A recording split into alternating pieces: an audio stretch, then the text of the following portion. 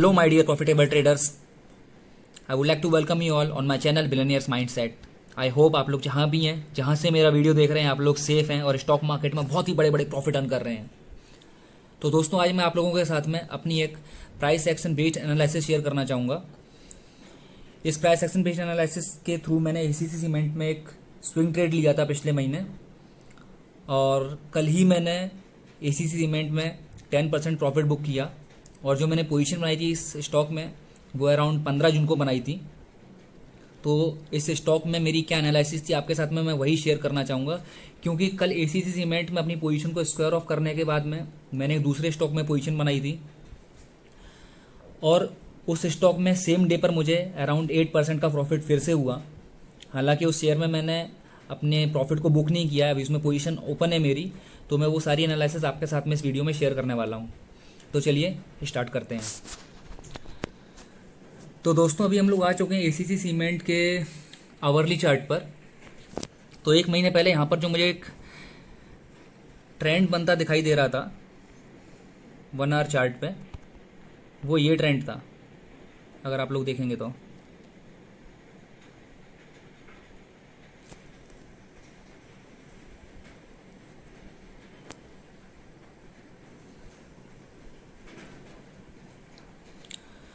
तो मुझे एक ये ट्रेंड बनता दिखाई दे रहा था आवरली चार्ट के ऊपर, जो कि अराउंड ऐसा कुछ ट्रेंड बना रहा था।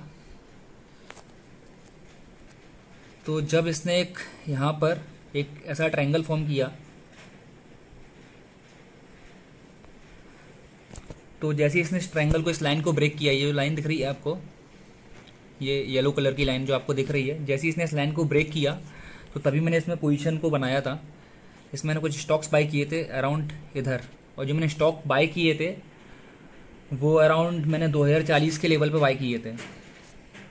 फिर उसके बाद में इसने ये ट्रेंड अपना कंटिन्यू रखा कुछ दिन तक, फिर आगे जाके इसने अपना ट्रेंड ये ब्रेक कर दिया, ब्रेक डाउन किया। तो अगर आप देखेंगे तो ये थोड़ा सा नीचे भी गया था, लेकिन यहाँ पे मेरा स्टॉप लॉस हिट नहीं हुआ था, क्योंकि मेरा स्टॉप लॉस थोड़ा नीचे था, क्योंकि मैं डीप स्टॉप लॉस लेता हूँ और मैं जनरली एटीआर स्टॉप लॉस लेता हूँ। तो मेरी जो एटीआर स्टॉप लॉस लेने की जो टेक्निक है वो ये है कि अगर आप इंडिकेटर्स में जाएंगे, अगर आप इंडिकेटर्स में यहाँ पर जाएंगे एफएक्स में, तो अगर आप यहाँ पर एटीआर टाइप करेंगे तो इधर एक एवरेज टू रेंज करके आ जाएगा। तो जैसे ही आप इसको अपने चार्ट पर अप्लाई करेंगे तो नीचे एक आपको ऐसा एटीआर दिखाई देगा, ये देख रहे हो आप लोग, ये आपको एटीआर दिखाई देगा यहाँ पे। तो ये एवरेज टू रेंज एक वैल्यू रहती है। तो यहाँ पर मैं अपने स्टॉप लॉस को कैसे डिसाइड करता हूँ कि इसका जो प्रीवियस स्विंग था, जब मैंने ट्रेड को लिया था, इसका प्रीवियस स्विंग अराउंड, अगर आप देखोगे तो इसका प्रीवियस जो स्विंग है वो कहीं इधर है, अगर आप देखोगे तो इसका जो प्रीवियस जो स्विंग था उसका लो अगर आप देखोगे तो इसका लो अराउंड बन रहा है यहाँ पर 1959 का, 1960 के आसपास। और अगर मैं सेम डे पे अगर मैं लो देखूंगा तो जो यहाँ पर ये लो बना रहा है, सॉरी, अगर मैं सेम डे का एटीआर देखूंगा तो यहाँ पर इसका एटीआर है 17 रुपये 5 पैसे का, देख रहे हैं आप लोग, 17 रुपये 5 पैसे का उस दिन का इसका एटीआर है। तो उस दिन का जो इसका प्रीवियस स्विंग का जो लो है 1960, 1960, तो 1960 में से अगर मैं 17 को माइनस करूंगा तो मुझे जो वैल्यू मिलेगी वो अराउंड मिलेगी 1943 की। तो 1943 रुपये, अराउंड 1940 रुपये के आसपास मेरा स्टॉप लॉस था। तो इसने इस स्टॉप लॉस को हिट नहीं किया था। अगर आप यहाँ पे देखोगे तो ये भले इसने तो भले इसने अपने इस ट्रेंड को ब्रेक किया था, अगर लेकिन 5 जुलाई 2021 को इसने लो बनाया था 1975 का, तो इसने अभी तक मेरा स्टॉप लॉस हिट नहीं किया। तो दोस्तों, जैसे ही इसने अपने इस ट्रेंड को यहाँ पर ब्रेक डाउन किया था तो तभी इसका ये ट्रेंड फेल हो गया था, जो अपसाइड में, मतलब ये अपसाइड में जिसका ट्रेंड चल रहा था वो ट्रेंड इसका फेल हो गया था। और इसके चलते तभी इसने एक नया पैटर्न बनाना स्टार्ट किया था मार्केट में। अगर आप देखोगे तो इसने एक यहाँ पर नया पैटर्न बनाना स्टार्ट किया था, सॉरी, हाँ, अगर आप यहाँ पर देखोगे ना तो ये देखो, येलो लाइन थोड़ी कम विजिबल रहती, ब्लू ही करता हूँ उसको। अगर आप देखोगे तो देखो इसने एक नया पैटर्न यहाँ पे बनाना स्टार्ट किया था। और अगर मैं अभी यहाँ पे डेली चार्ट पे जाऊँगा ना, अभी हम लोग 1 आवर्ली चार्ट पे थे, 1 आवर के चार्ट पे थे, अगर मैं देखो यहाँ पे डेली चार्ट पे जाऊँगा ना, तो यहाँ पर मुझे ना एक नया ट्रेंड बनता दिखाई दे रहा था अप साइड में। ये देखो, अगर आप देखोगे तो ये देखो, ये एक मुझे यहाँ पर पूरा एक नया ट्रेंड बनता यहाँ पे दिखाई दे रहा है डेली चार्ट पर, ठीक है। तो ये जो था ना, ये कंसोलिडेशन फेज था। और यहाँ पर एक ये, अगर मैं आवरली चार्ट पर इसको इसका रेजिस्टेंस यहाँ पे ड्रॉ करूँगा तो आप देखोगे 2066 के आसपास, 206 के आसपास, 2066 के आसपास इसको रेजिस्टेंस फेस करना पड़ रहा था। तो ये यहाँ पर ना एक असेंडिंग ट्रायंगल बना रहा था, अगर आप देखोगे तो ये एक असेंडिंग ट्रायंगल बना रहा है यहाँ पे, ये ऊपर की लाइन और ये जो इसके डेली चार्ट पे नीचे सपोर्ट है, एक असेंडिंग ट्रायंगल बना रहा है। तो जैसे ही इसने अपने इस ट्रायंगल को ब्रेक किया है, अगर आप नोटिस करोगे तो जैसे ही इसने अपने इस ट्रायंगल को यहाँ पर ब्रेक किया है, स्टॉक भागा है, बूम। देख रहे हैं आप लोग, इस स्टॉक ने यहाँ से उड़ान भरी है एक रॉकेट के जैसी। मतलब sky is the limit for this stock once it broke its resistance. तो फिर यहाँ पर कल मैंने अपने प्रॉफिट को बुक कर दिया, और बुक करने का मेरे पास में ऐसा कोई रीज़न नहीं था, क्योंकि जो मेरा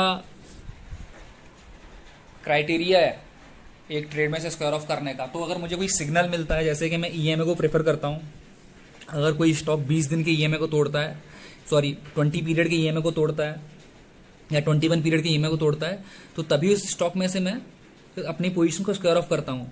तो इसी के चलते कल फिर इसमें मैंने अपना प्रॉफिट बुक कर दिया, जो कि अराउंड 10% था। अगर आप लोग देखोगे यहाँ पे, तो जो मैंने यहाँ पे पोजीशन बनाई थी अपनी, वो अराउंड 2040 के आसपास बनाई थी। अगर आप देखोगे अराउंड समवेयर मैंने इधर अपनी पोजीशन ली थी 2040 के आसपास। और कल जब मैंने इसको बेचा है, तो मैंने अराउंड 2250 के आसपास इसको बेचा है। देख रहे हो आप लोग, अगर आप लोग नॉर्मल यहाँ पे देखोगे 2250 के आसपास मैंने इसको बेचा है, तो जो मेरा प्रॉफिट का परसेंट है वो अराउंड 10.29% है। तो हालांकि इस स्टॉक को बेचने का मेरे पास में ऐसा कोई रीज़न नहीं था, क्योंकि जो मैं क्राइटेरिया मैं सेट कर रखता हूँ एक किसी स्टॉक में से पोजीशन को स्क्वायर ऑफ करने का, ऐसा कोई क्राइटेरिया हिट नहीं किया था। क्योंकि अगर कोई स्टॉक बराबर बुलिश फॉर्म में है और मुझे उसमें प्रॉफिट हो रहा है, लेकिन वो स्टॉक अगर डाउन ट्रेंड में आता है और उसने अगर अपना 20 पीरियड का या 21 पीरियड का ईएमए हिट किया, उसको ब्रेक कर दिया, तो फिर मैं उसमें से अपनी पोजीशन को स्क्वायर ऑफ कर देता हूँ। लेकिन कल इसने ऐसा कुछ सिग्नल नहीं दिया था, लेकिन उसके बाद में भी मैंने इसमें से अपनी पोजीशन को स्क्वायर ऑफ किया। उसके पीछे एक रीज़न था कि मेरे पास में ऑलरेडी स्टॉक है, इसको मैं फॉलो कर रहा था, एग्रोटेक फूड्स, और उसमें मेरी पहले से कुछ होल्डिंग पड़ी थी। तो वो एग्रोटेक फूड का जो पैटर्न था इतना बुलिश था कि उसमें इन्वेस्टमेंट करने के लिए मुझे ना फंड्स की ज़रूरत थी, और वही फंड्स का इंतजाम करने के लिए मैंने एसीसी सीमेंट्स में से अपनी पोजीशन को स्क्वायर ऑफ कर दिया। और जो एसीसी सीमेंट्स में से मेरा जो फंड आया है उसको मैंने री इन्वेस्ट कर दिया एग्रोटेक फूड में। अभी मैं आपको दिखाऊंगा कि एग्रोटेक फूड में क्या पैटर्न बन रहा था। So my dear intelligent traders, finally हम लोग आ चुके हैं एग्रोटेक फूड्स के 4 आवर चार्ट पर। तो दोस्तों, कल जैसे ही मैंने एसीसी सीमेंट्स में से अपनी पोजीशन को स्क्वायर ऑफ किया, तो वहाँ से जो भी मेरा फंड फ्री हुआ था उस फंड को मैंने री इन्वेस्ट कर दिया। कहाँ पर? एग्रोटेक फूड में। क्योंकि यहाँ पर एक पैटर्न बन रहा था जिसको मैं काफ़ी दिनों से फॉलो कर रहा था, और मैं अगर किसी स्टॉक में इंटरेस्टेड रहता हूँ, किसी स्टॉक को फॉलो करता हूँ, तो मैं उसके हर एक ड्यूरेशन के चार्ट को देखता हूँ। मैं 1 आवर चार्ट को भी फॉलो करता हूँ, 4 आवर को भी करता हूँ, डेली, वीकली, मंथली को भी फॉलो करता हूँ। क्योंकि कभी कभी कुछ ऐसे पैटर्न साथ में लग जाते हैं जो कि वीकली चार्ट पर फॉर्म हो रहे होते हैं, लेकिन हमको डेली चार्ट पर दिखाई नहीं देते। कभी कभी कोई पैटर्न 4 आवर चार्ट पे दिखाई नहीं देगा, तो आपको वीकली चार्ट में मिल जाएगा, फिर मंथली चार्ट में मिल जाएगा। तो इसके लिए जो मेरा टारगेट रहता है वो मैक्सिमम प्रॉफिट अर्न करने का रहता है, और इसी की वजह से मैं हर ड्यूरेशन का चार्ट को फॉलो करता हूँ। तो कल एग्रोटेक फूड में मेरी क्या एनालिसिस थी, इसको मैं बहुत दिनों से फॉलो कर रहा था, वही मैं आपके साथ में शेयर करना चाहूँगा। हालांकि एग्रोटेक फूड में मेरी पहले से भी होल्डिंग पड़ी हुई थी, लेकिन इसमें जो पैटर्न बन रहा था उस पैटर्न को देख करके ना मुझे इसमें और ज़्यादा बाइंग करनी थी। इसके लिए कल जैसे ही मैंने एसीसी सीमेंट्स को बेचा, इसमें मैंने वापस से और स्टॉक्स को ऐड अप किया। तो इसमें जो एक पैटर्न मुझे बनता दिखाई दे रहा था ना, ये बहुत ही बुलिश पैटर्न रहता है और इसमें ना जो प्रॉफिट के चांसेस रहते हैं ना वो ज़्यादा बढ़ जाते हैं हमेशा। अगर आप देखोगे ना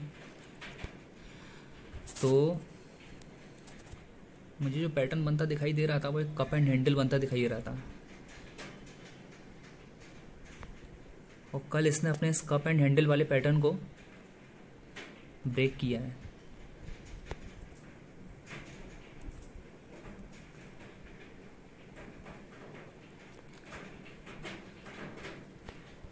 ये देखिए, तो अगर मैं अभी इसको फुल स्क्रीन कर देता हूँ दोस्तों, अगर अभी आप हाँ तो दोस्तों अगर अभी आप देखोगे तो आपको एक कप बनता दिखाई दे रहा होगा। ये आप जो नीचे कर्व देख रहे हो, ये वाला कर्व, ये जो आपको कर्व दिख रहा है ये कप के शेप में फॉर्म हो रहा है, तो इसको कप बोलते हैं। और जो ऊपर आपको जो दो पैरेलल लाइन दिख रही हैं इसको हैंडल बोलते हैं। तो अगर आप कप एंड हैंडल पैटर्न को ट्रेड कर रहे हो तो इसमें आप नोटिस करोगे, अगर आपको जब भी इसमें प्रॉफिट होगा तो इसमें जो प्रॉफिट होता है इसमें अपसाइड बहुत ऊपर साइड में रहती है, इसका टारगेट ना बहुत ज़्यादा ही बड़ा रहता है। अगर आप देखोगे तो कल ये स्टॉक कितना भागा, अगर आप देखोगे यहाँ पे कल ये भागा तो बहुत ऊपर था, लेकिन कल ये जो क्लोज किया है ये अप्रॉक्सीमेटली 7.67% ऊपर गया है, ऊपर साइड में क्लोज हुआ है। इसने कल जो हाई बनाया था, देखो कल ये ओपन हुआ था 993 पे, और कल इसने जो हाई बनाया है वो 1144 पे हाई बनाया है। तो इसके पीछे मेरी यही एनालिसिस थी कि मैं एसीसी सीमेंट्स में से जैसे ही अपने पोजीशन को मैंने स्क्वायर ऑफ किया तो मुझे यहाँ पर ना ये वाला पैटर्न ब्रेक होता दिखाई दे रहा था, तो उसके चलते मैंने इस स्टॉक में अपनी पोजीशन को वापस से क्रिएट किया और इधर मैंने बाइंग की। तो अभी तक मैंने इसमें से अपनी पोजीशन को स्क्वायर ऑफ तो नहीं किया है, क्योंकि अभी मैं इसमें प्रॉफिट में हूँ और मेरा ऐसा मानना है कि ये स्टॉक अभी और ज़्यादा ऊपर जाएगा। लेकिन लेट्स सी, अगर मुझे इसमें थोड़ा बहुत ऐसा एक्सपेक्ट होता है कि फेक ब्रेकआउट है तो फिर मैं इसमें अपना प्रॉफिट बुक करके यहाँ से एग्जिट हो जाऊँगा। तो दोस्तों मैं जब भी ट्रेडिंग करता हूँ तो नॉर्मली मैं ब्रेकआउट्स को ही ट्रेड करता हूँ। किसी स्टॉक में कोई पैटर्न बन रहा है, क्योंकि बहुत सारे पैटर्न्स रहते हैं, मैं सारे पैटर्न्स को मतलब आइडेंटिफाई करने की कोशिश करता हूँ। और अगर किसी स्टॉक में कोई ब्रेकआउट हो रहा है या कोई पैटर्न बन रहा है तो मैं उस पैटर्न को फॉलो करूँगा और मुझे यहाँ पर कन्फर्मेशन मिलता है कि मुझे इस स्टॉक में भी पोजीशन बनानी चाहिए, तभी मैं उस स्टॉक में पोजीशन बनाता हूँ। तो दोस्तों मेरा ये मानना है कि अगर आपका स्टॉक स्पेसिफिक सिलेक्शन अच्छा है, अगर आप मार्केट को डिसिप्लिन के साथ में फॉलो कर रहे हो, अगर आप जो भी आपकी स्ट्रेटजी है उसको अगर आप एक प्रॉपर वे में फॉलो कर रहे हो तो फिर आपका जो विनिंग रेशियो है वो काफ़ी परसेंटेज से इंक्रीज हो जाता है। क्योंकि अगर आपने नोटिस किया होगा तो फिर ये वीक में जो मुझे मंडे और ट्यूसडे को जो मार्केट था वो ऑलमोस्ट डाउन था, लेकिन उसके बाद में भी मैंने किस तरह से प्रॉफिट बुक किया, और जो प्रॉफिट बुकिंग हुई है वो एक काफ़ी अच्छे परसेंटेज से मैंने बुक की हुई है। और एग्रोटेक फूड में भी अभी जो मेरा ओपन प्रॉफिट है वो काफ़ी अच्छे परसेंटेज के साथ में ही ओपन है। अगर आपको चाहिए तो फिर मैं आपको एक स्क्रीनशॉट शेयर कर दूंगा जहाँ पे मैंने ट्रेड्स रियल में लिए हैं, लेकिन मैं आपके साथ में अपना इन्वेस्टमेंट अमाउंट शेयर नहीं कर पाऊंगा क्योंकि ये थोड़ा कॉन्फिडेंशियल इन्फॉर्मेशन है। और मैं अभी आप लोगों से यही कहना चाहूँगा कि अगर आप लोग किसी भी स्ट्रेटजी को फॉलो करते हैं, चाहे वो टेक्निकल एनालिसिस का प्राइस एक्शन स्ट्रेटजी हो या फिर कोई दूसरी स्ट्रेटजी हो, अगर आपका डिसिप्लिन अच्छा है, अगर आपके टारगेट और स्टॉप लॉस प्री डिसाइडेड हैं, तो फिर आपके विनिंग रेशियो के चांसेस काफ़ी बढ़ जाते हैं।